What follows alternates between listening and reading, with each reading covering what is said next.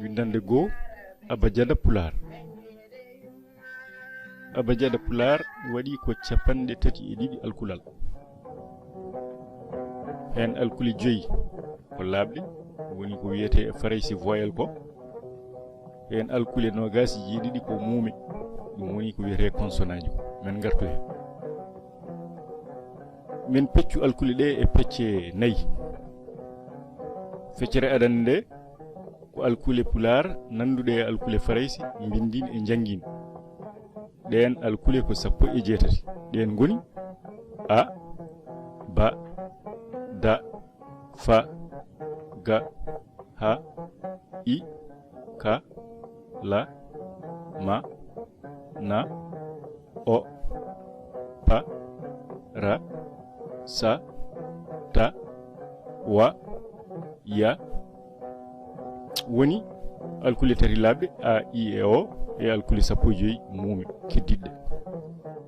Ewa feccere ɗimere alkule pular nandude alkule faraysi bindin kono ciertude mumen jangin. Den alkule ko nayi. Se faraysi o jangorto e pular ko cia yeru ciali. Faraysi o jangorto e pular ko elo telende soklani pesal. Faraysi o jangorto e pular ko ulludu wulo. E J faraysi o jangorto e pular ko dia yeru jalo e bajjo. Feccere tataɓere ko alkule ɗe pular heroyi ɗe ngala e faraysi ɗen ko jeegom. ɗum woni ɓa yeru ɓalal e haɓɓere. Alkulal ɗa yeru ɗaɗol e heɗɗere. Alkulal ŋa yeru ŋari e kanŋe. Alkulal ƴa yeru ƴero e aƴƴere. Alkulal ña woni ñaamde e siññere. E petal ngal ɗo hulɓumewal yeru nayi e beyi. Fulfulde fuutatore nde hewani yaltindigal e jangin kono noon sa hiɗima fulɓe Fuuta Jalon walla fulɓe jeeri eɓe jaltinagal ɓe mbima nayi walla beyi aɗa nana ngal jange e ngal jangorto ko goɗɗum. Feccere neɓere ko alkule ñondinaɗe ɗen ko nayi. Mba yeru mburu mbarangu. Nda yeru ndamdi ndala.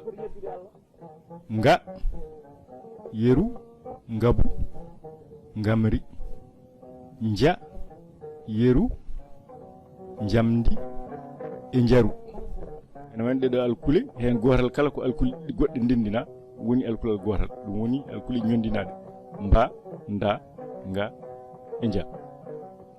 Ewa ene woodi noon feccere wonde ɗum ko alkule cewndinaɗe tan kutorteɗe e bindin he kono noon ɗe jeeyaka e Abajada Pular.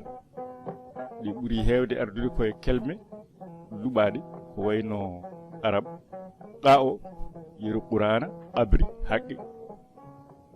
Ewa che yeru nder sharia sharɗi.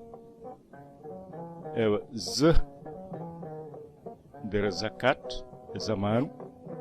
E x o woni h nder cheikh e ko nandi hen. Ɗeɗo alkule ɗe cakkirɗen haalde eɗe kuutore e bindin ko bindin pular o kono noon ɗe jeeyaka e alkule pular.